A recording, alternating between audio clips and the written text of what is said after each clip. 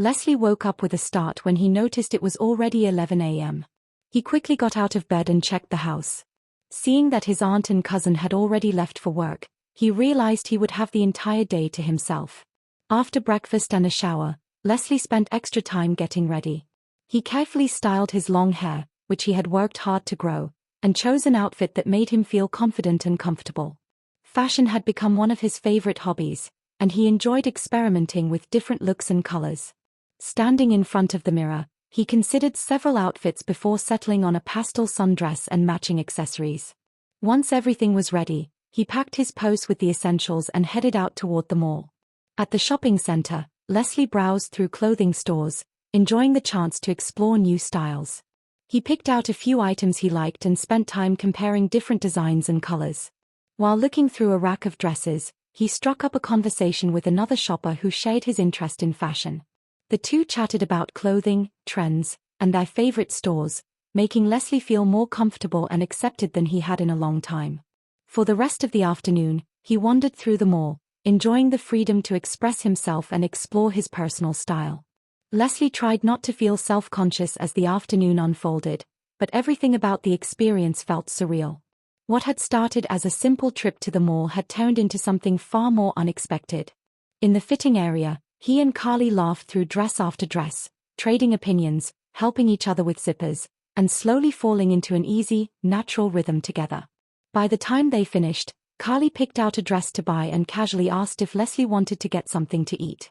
He agreed, still a little stunned by how comfortable he felt around her.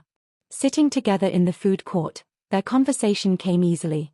Leslie told her about spending the summer with his aunt and cousin, and how out of place he sometimes felt in their household. Carly listened with quiet attention, and Leslie found himself opening up more than he expected.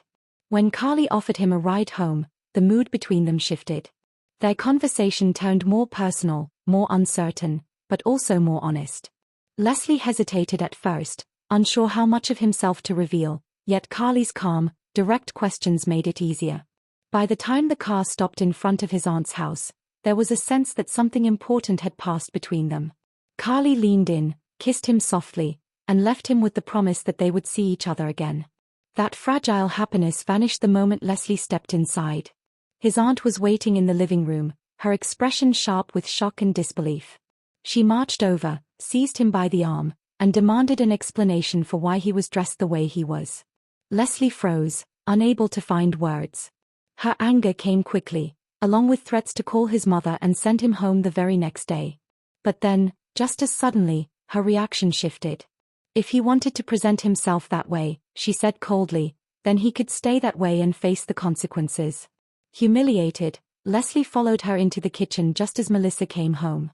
When Melissa saw him, she stopped in the doorway, stunned into silence.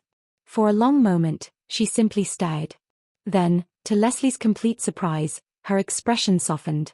She stepped closer, looked him over, and instead of mocking him, she spoke with teasing warmth. Embarrassed beyond words, Leslie tried to avoid her gaze, but Melissa only smiled. After a few playful remarks and a stern warning about borrowing her things without permission, her mood turned affectionate. Then she hugged him. With sudden excitement, Melissa declared that she had always wanted a sister, and now, for the summer at least, she had one. Leslie stood there, overwhelmed, realizing that the disaster he had feared might not become one after all.